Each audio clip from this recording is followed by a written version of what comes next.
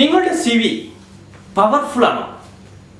അല്ലെങ്കിൽ ഒരു powerful CV എങ്ങനെ പ്രിപ്പയർ ചെയ്യാം? എക്സലന്റ് അച്ചീവ് യൂട്യൂബ് ചാനലിലേക്ക് സ്വാഗതം. ഒരു ജോലി നേടാൻ ഒരു ആപ്ലിക്കന്റിനെ സംബന്ധിച്ചിടത്തോളം അയാളുടെ കയ്യിലുള്ള ഒന്നാമത്തെ ടൂൾ എന്ന് പറയുന്നത് അയാളുടെ CV ആണ്. CV യെ കുറിച്ച് പറയുന്നത് it is A first entry point എന്നാണ്. ഒരു ജോലി അന്വേഷകന് അയാളെ പ്രൊമോട്ട് ചെയ്യാൻ ആവശ്യമായ ടൂളാണ് CV എന്ന് പറയുന്നത്. സാധാരണഗതിയിൽ റെസ്യൂമെ, CV, ബയോഡാറ്റ എന്നിങ്ങനെ വിവിധ പേരുകളിൽ അറിയപ്പെടാറുണ്ട്. ഇതൊക്കെ വിവിധ പേരുകളിൽ അറിയപ്പെടാറുണ്ടെങ്കിൽ ഇവ തമ്മിൽ ചെറിയ വ്യത്യാസങ്ങളുണ്ട് എന്നത് മനസ്സിലാക്കുക. ബയോഡാറ്റ എന്ന് പറയുന്നത് ഒരു വ്യക്തിയുടെ ശാരീരികവും സാമൂഹികവുമായ വളർച്ച, അയാളുടെ വ്യക്തിവിശേഷങ്ങൾ, അയാളുടെ ഉയരം, നിറം, തൂക്കം, മതം, ജാതി എന്നീ കാര്യങ്ങളൊക്കെ വിശദീകരിക്കുന്ന ഒരു വിവരമാണ് ബയോഡാറ്റ എന്ന് പറയുന്നത്. സാധാരണഗതിയിൽ ഇപ്പോൾ ജോലി മാർക്കറ്റിൽ ഈ ബയോഡാറ്റ വ്യാപകമായി ഉപയോഗിക്കപ്പെടാറില്ല. ബയോഡാറ്റ ഉപയോഗിക്കുന്നത് വിവാഹ മാർക്കറ്റിലാണ്. പിന്നെയുള്ളത് റെസ്യൂമെ. റെസ്യൂമെ എന്ന് പറഞ്ഞാൽ ഒരാളുടെ എക്സ്പീരിയൻസ്, എഡ്യൂക്കേഷൻ, കരിയർ ഡീറ്റെയിൽ എന്നിവ വിശദമായി വിശദീകരിക്കുന്ന ഒരു രേഖയാണ്. മറ്റൊന്ന് CV-യുടെ മുഴുവൻ പേര് കരിക്കുലം വിറ്റൈ എന്നാണ്. ഇതൊരു ലാറ്റിൻ പ്രയോഗമാണ്.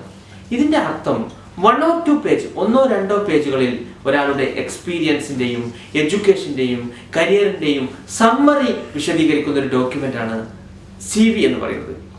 നമ്മൾ CV അല്ലെങ്കിൽ റെസ്യൂമെ എങ്ങനെ ഫലപ്രദമായി പ്രിപ്പയർ ചെയ്യുക എന്നതിനെ കുറിച്ചാണ് ഈ വീഡിയോയിലൂടെ വിശദീകരിക്കാൻ ഉദ്ദേശിക്കുന്നത്.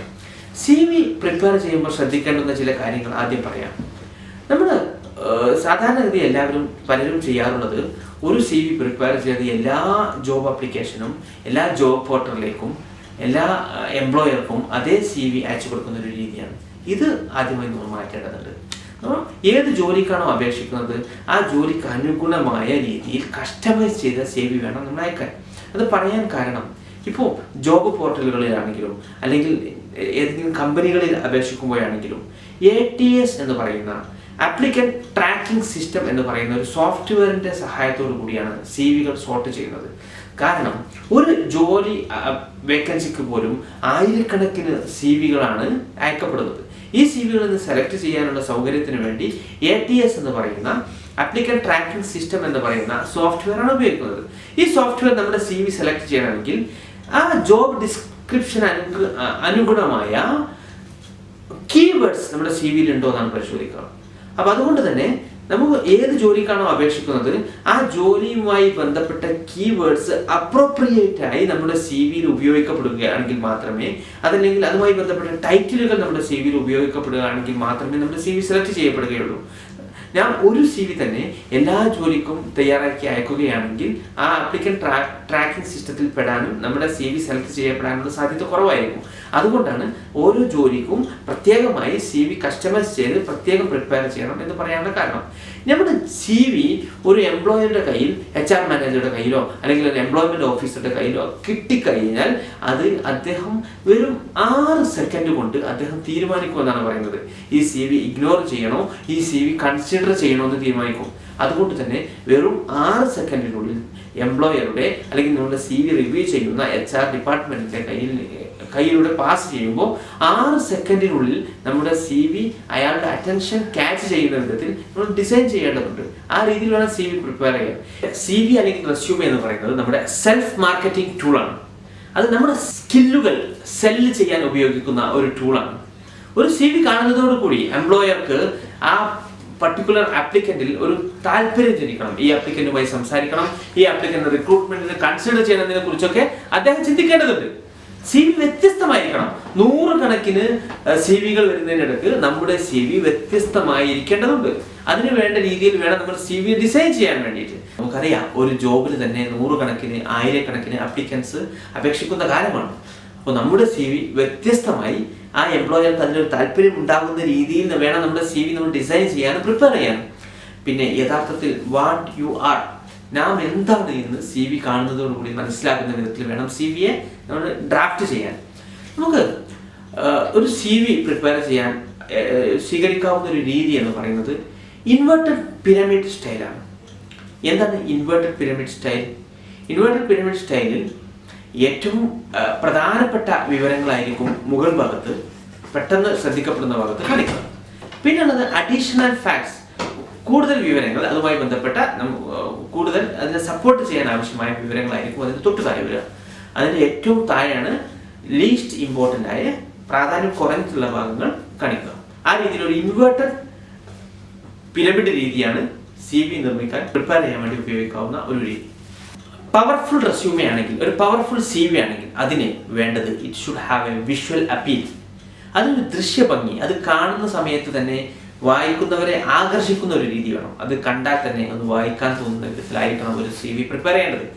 Highlight the strength which links with employer needs. നമുക്ക് ഒരുപാട് സ്ട്രെങ്ത്, ഒരുപാട് സ്ട്രോങ് പോയിന്റുകൾ ഉണ്ടാവും. എല്ലാ സ്ട്രെങ്ത്തും എല്ലാ സ്ട്രോങ് പോയിന്റും CV ഹൈലൈറ്റ് ചെയ്യേണ്ട. ഏത് ജോലിക്ക് വേണ്ടിയിട്ടാണോ നാം അപേക്ഷിക്കുന്നത് ആ ജോലിയുമായി ബന്ധപ്പെട്ട് ആ ജോലിക്ക് ആവശ്യമായ സ്ട്രോങ് പോയിന്റ്, സ്ട്രെങ്ത് ഹൈലൈറ്റ് ചെയ്യുന്ന വിധത്തിൽ വേണം നമ്മുടെ CV ഉണ്ടാകാൻ വേണ്ടിയിട്ട്. ജോബുമായി ബന്ധപ്പെട്ടതല്ലാത്ത, ജോബിന് ആവശ്യമില്ലാത്ത സ്കില്ലുകൾ അത്ര പ്രൊമോട്ട് ചെയ്യേണ്ട ആവശ്യമില്ല. പിന്നുള്ളത് റെലവൻറ്റ് ഇൻഫോർമേഷൻ ഫസ്റ്റ്. ഒരുപാട് ഇൻഫോർമേഷൻ നമുക്ക് പ്രസന്റ് ചെയ്യാനുണ്ട്, എംപ്ലോയറോട് പറയാനുണ്ട്. ഇതിൽ ഏറ്റവും പ്രധാനപ്പെട്ട, ഏറ്റവും ഇമ്പോർട്ടൻ്റ് ആയിട്ടുള്ള ഇൻഫോർമേഷൻ നമ്മൾ ആദ്യത്തിൽ വരുന്ന വിധത്തിൽ വേണം CV ഡിസൈൻ ചെയ്യാൻ വേണ്ടി. വളരെ ഷോർട്ട് ആയിരിക്കണം, ഓർഗനൈസ്ഡ് ആയിരിക്കണം. കൊടുക്കുന്ന വിവരങ്ങൾ കൃത്യമായി ഓർഗനൈസ്ഡ് ആയി അവിടെയും ഇവിടെയും കൊടുത്ത് ആകെ കൂടി കൺഫ്യൂഷൻ ആക്കുന്ന അവസ്ഥ മാറ്റി കൃത്യമായി അത് CV റിവ്യൂ ചെയ്യുന്ന ആളുകൾക്ക് വിവരങ്ങൾ കൃത്യമായി മനസ്സിലാക്കാവുന്ന വിധത്തിൽ ഓർഗനൈസ്ഡ് ആയ രൂപത്തിൽ വേണം നമ്മൾ CV വിവരങ്ങൾ ഡിസ്ട്രിബ്യൂട്ട് ചെയ്യാൻ വേണ്ടി. പിന്നെ ഫ്രീ ഫ്രം എറേഴ്സ്. CV ഒരിക്കലും ടൈപ്പോഗ്രാഫിക്കൽ എറേഴ്സ് ഉണ്ടാവാൻ പാടില്ല, അല്ലെങ്കിൽ ഗ്രാമാറ്റിക്കൽ എറേഴ്സ് ഉണ്ടാവാൻ പാടില്ല, സ്പെല്ലിംഗ് മിസ്റ്റേക്സ്, ഇങ്ങനത്തെ സംഭവങ്ങളൊന്നും CV ഉണ്ടാവാൻ പാടില്ല. CVയുടെ ഇൻഗ്രീഡിയൻസ് എന്തെല്ലാമാണ്, ചേരുവകൾ എന്തെല്ലാമാണ് എന്നാണ് പോകുന്നത്. ഒരു CV നിർബന്ധമായും വേണ്ടത് പേഴ്സണൽ ഡീറ്റെയിൽസ്, നമ്മുടെ വ്യക്തി വിവരങ്ങൾ, profile, achievements, skill inventory, career or project details, education and professional profile. ഇത്രയും കാര്യങ്ങളാണ് ഒരു CV നിർബന്ധമായി വേണ്ടത്. ഈ ഓരോ കാര്യങ്ങളും ഇതുമായി ബന്ധപ്പെട്ട വിവരങ്ങൾ എങ്ങനെ നമുക്ക് CV പ്രസന്റ് ചെയ്യാം എന്നതാണ് ഇനി പറയാൻ പോകുന്നത്. CVയിലെ പ്രധാനപ്പെട്ട ഇൻഗ്രീഡിയൻറ്റ് നമ്മൾ പറഞ്ഞ ഏറ്റവും ആദ്യത്തെ ചേരുവ പേഴ്സണൽ ഡീറ്റെയിൽ ആണ്. എങ്ങനെ നമ്മുടെ പേഴ്സണൽ ഡീറ്റെയിൽ കൊടുക്കാം? പേഴ്സണൽ ഡീറ്റെയിൽ കൊടുക്കാൻ 2-3 രീതികളുണ്ട്. ഞാൻ ഒരു 2 രീതി നിങ്ങൾക്ക് വേണ്ടി കാണിക്കാം. നമ്മുടെ പേരും മറ്റു വിവരങ്ങളുമാണ് ഏറ്റവും പ്രധാനപ്പെട്ട കോൺടാക്ട് ഡീറ്റെയിൽ. നമ്മൾ അറിയേണ്ട, എംപ്ലോയർ അറിയിക്കേണ്ട ഡീറ്റെയിലുകളാണ് അതിലുണ്ടാവേണ്ടത്. ഇപ്പോൾ കാണുന്ന രീതിയിൽ നമുക്ക് വേണമെങ്കിൽ അത് കാണിക്കാം.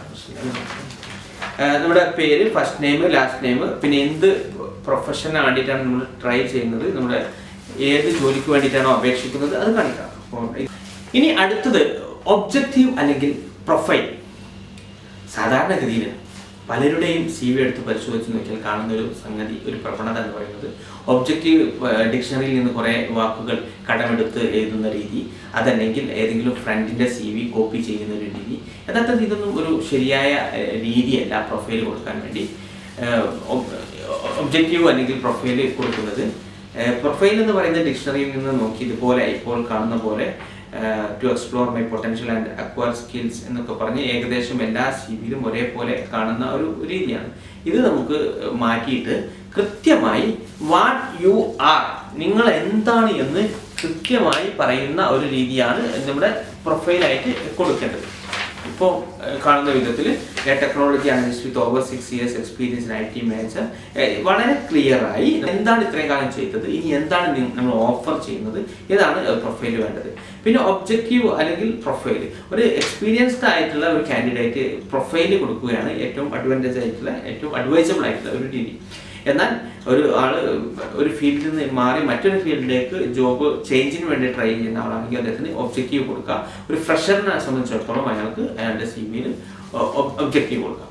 ഇപ്പോൾ 2 കാര്യങ്ങളായി. ഇനി അടുത്തത് അച്ചീവ്മെന്റ്സ് ആണ് അടുത്ത ഇൻഗ്രീഡിയൻറ്റ്. അച്ചീവ്മെന്റ് ആയി നമ്മൾ പറയേണ്ടത് നമുക്ക് യഥാർത്ഥത്തിൽ ക്വാണ്ടിഫൈ ചെയ്യാൻ പറ്റിയ, കൃത്യമായി റെക്കഗ്നൈസ്ഡ് ആയിട്ടുള്ള അച്ചീവ്മെന്റ്സ് ആണ് പറയേണ്ടത്. ചില ആളുകൾ കൊടുക്കാറുള്ള, ചില CVകളിൽ, സാധാരണ CVകളിൽ കാണാറുള്ള ഒരു അച്ചീവ്മെന്റിന്റെ രൂപമാണ് ഈ കാണുന്നത്. Work on the biggest IT project completed in the world.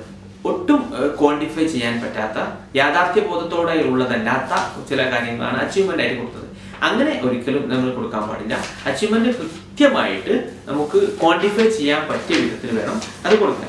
ഒരു വളരെ അക്സെപ്റ്റബിൾ ആയ അഡ്വൈസബിൾ ആയ ഒരു രീതിയാണ് ഇപ്പോൾ കണ്ടത്. Receive the best student award from in 2009 to 2010 as an example. Led the college cricket team to win the prestigious annual league. അങ്ങനെയൊക്കെ നമുക്ക് കൃത്യമായി ഐഡന്റിഫൈ ചെയ്യാൻ പറ്റിയ, കൃത്യമായി പ്രൂവ് ചെയ്യാൻ പറ്റിയ സംഗതിയാണ് അച്ചീവ്മെന്റ് ആയി കൊടുക്കേണ്ടത്. പിന്നീട് അടുത്ത ചേരുവ എന്ന് പറയുന്നത് കീ സ്കിൽസ് ആണ്. എന്താണ് നമ്മുടെ ഇതിന് വേണ്ട കീ സ്കിൽസ് എന്നുള്ളത്? ഇപ്പോൾ ചില ആളുകൾ സാധാരണ സിവിയിലൊക്കെ കൊടുക്കാറുള്ളത് reliable, hard working, ability to work under pressure, ഒട്ടും ക്വാണ്ടിഫൈ ചെയ്യാൻ പറ്റാത്ത വളരെ ജനറലായ വേഗായ ചില ക്വാളിറ്റീസ് ആണ് കീ സ്കിൽസ് ആയി പറയാറുള്ളത്. അത് അങ്ങനെ കൊടുക്കുന്നത് ഒട്ടും അഡ്വൈസബിൾ അല്ല. സി വി എഫക്റ്റീവ് ആവണമെങ്കിൽ, പവർഫുൾ ആവണമെങ്കിൽ കൃത്യമായി സ്പെസിഫിക് ആയി ജോബ് റിക്വയർമെന്റ് അനുസരിച്ച് നമുക്ക് കൃത്യമായി പറയാൻ പറ്റിയ വിധത്തിലാണ് നമ്മുടെ സ്കിൽസ് കൊടുക്കുന്നത്. Programming skills on .NET technology for example, proven leadership abilities demonstrated at university level, ഇതിലും കൃത്യമായി പ്രൂവ് ചെയ്യാൻ പറ്റും. അത്തരത്തിലുള്ള കാര്യങ്ങളാണ് നമ്മൾ കീ സ്കിൽസ് ആയി കൊടുക്കുന്നത്. പിന്നീട് ഉള്ള അടുത്ത ഇൻഗ്രീഡിയന്റ് എന്ന് പറയുന്നത് നമ്മുടെ കരിയർ ട്രാക്ക് റെക്കോർഡാണ്. കരിയർ ട്രാക്ക് റെക്കോർഡ് നമ്മൾ ഇത്രയും കാലം വർക്ക് ചെയ്ത ഏതെല്ലാം സ്ഥലത്താണ് വർക്ക് ചെയ്തിട്ടുള്ളത്, ഏതെല്ലാം പൊസിഷനിലാണ് വർക്ക് ചെയ്തത്, അതിന്റെ കാലയളവ് എങ്ങനെ, അത് പെട്ടെന്ന് മനസ്സിലാകുന്ന വിധത്തിൽ വേണം നമ്മൾ പ്രസന്റ് ചെയ്യാൻ. വളരെ വേഗമായി വാരി വലിച്ച് കാര്യങ്ങൾ പറയുന്നതിന് പകരം വളരെ കൃത്യമായി കണിശമായി അതിന്റെ വിവരങ്ങൾ മനസ്സിലാകുന്ന വിധത്തിൽ വേണം കൊടുക്കാൻ. ഇപ്പോൾ 3 ഓർഗനൈസേഷനിൽ വർക്ക് ചെയ്ത ഒരാളുടെ കരിയർ ട്രാക്ക് റെക്കോർഡിന്റെ ഒരു മാതൃകയാണ് ഇപ്പോൾ കാണുന്നത്. അതിൽ അദ്ദേഹം വർക്ക് ചെയ്ത പീരിയഡ് കാണിച്ചിട്ടുണ്ട്, പിന്നെ ഏത് ഓർഗനൈസേഷനിലാണ് കമ്പനി നെയിം കൊടുക്കണം, ഡിസ്ക്രൈബ് ചെയ്യണം, പിന്നെ ലൊക്കേഷൻ കൊടുക്കണം, ഏത് റോളിലായിരുന്നു എന്നുള്ളത് പറയണം.